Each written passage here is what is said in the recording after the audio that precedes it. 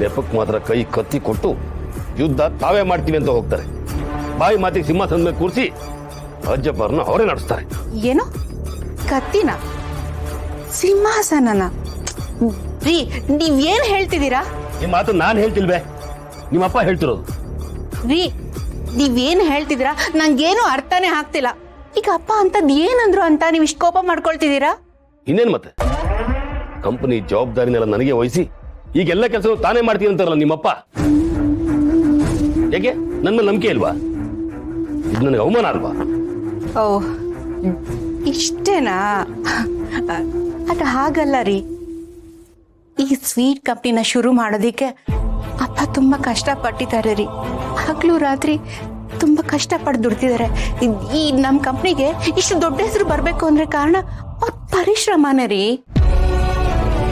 ಅಂತದ್ರಲ್ಲಿ ಈಗ ನಮ್ ಕಂಪ್ನಿಗೆ ಕೆಟ್ಟ ಹೆಸರು ಬರ್ತಿರ್ಬೇಕಾದ್ರೆ ಅಪ್ಪ ಸುಮ್ಮನೆ ಕೈ ಕಟ್ಕೊಂಡು ಕೂತ್ಕೊಳಕ್ ಆಗತ್ತಾ ಹೇಳಿ?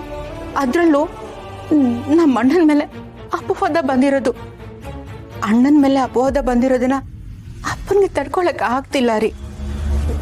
ಮಗನ ಮೇಲೆ ಅಪವಾದ ಬಂದಿರೋದನ್ನ ಯಾವ ತಾನೇ ತಡ್ಕೊಳ್ತಾರೆ ಹೇಳಿ?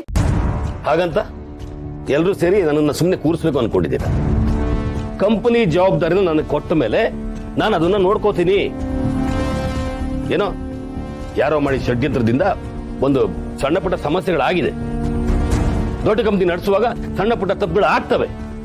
ಹಾಗಂತ ಕೊಟ್ಟಿರೋ ಜವಾಬ್ದಾರಿನ ಕಿತ್ಕೊಳ್ಳೋದು ಯಾವ ನ್ಯಾಯ ಅಂತ? ನೋಡಿ, ನಿಮ್ ಕೈಯಿಂದ ಕಂಪ್ನಿನ ಕಿತ್ಕೊಳ್ತಿದ್ದೀರ ಅಂತ ಯಾಕೆ ಅನ್ಕೊಳ್ತೀರಾ? ಅಪ್ಪನು ಕಂಪ್ನಿ ಕಡೆ ಗಮನ ಹರಿಸಿದಾರೆ ಅಂತ ಅನ್ಕೊಳ್ಳಿ ಅಷ್ಟೇ. ನಿನಗಿದೆಲ್ಲ ಅರ್ಥ ಆಗಲ್ಲ.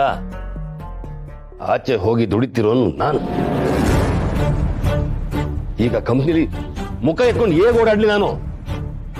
ಎಲ್ಲ ನನ್ನ ಕೈಲಾಗ್ದನು ಅಂತ ತಿಳ್ಕೊತ ಸುಮ್ಮನೆ ಬೆದರು ಬೊಂಬೆ ತರ ಗೇಟಲ್ಲಿ ನಿಂತ್ಕೊಂಡಿರ್ಬೇಕಷ್ಟೇ. ಎಲ್ಲ ಕೆಲಸ ಇವರೇ ಮಾಡ್ತಾರೆ. ಬರ್ತಿರೋ ಕೋಪಕ್ಕೆ ಆ ಕಂಪ್ನಿಲಾಗ್ಲಿ ಈ ಮನೇಲಾಗ್ಲಿ ಇರಲೇಬಾರ್ದು ಅಂತ ಅನಿಸ್ತಾ ಇದೆ.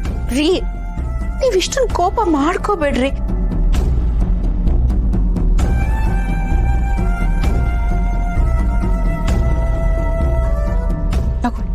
ಸ್ವಲ್ಪ ನೀರು ಕುಡೀರಿ, ಸಮಾಧಾನ ಆಗತ್ತೆ.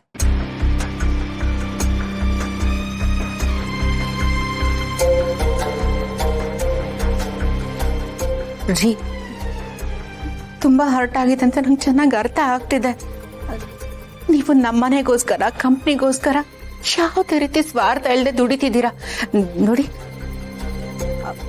ಅಪ್ಪನೂ ಸ್ವಲ್ಪ ದಿನ ಕಂಪ್ನಿನ ನೋಡ್ಕೊಳ್ಳಿ ಬಿಡಿ. ನೀವು ರೆಸ್ಟ್ ಮಾಡ್ರಿ. ನಾನೇನ್ ರೆಸ್ಟ್ ಮಾಡೋದು? ನೋಡು, ನೀನು ಮನೇಲಿರ್ತೀಯ, ನಿನಗೆ ನನ್ನ ಕಷ್ಟಗಳು ಅರ್ಥ ಆಗಲ್ಲ.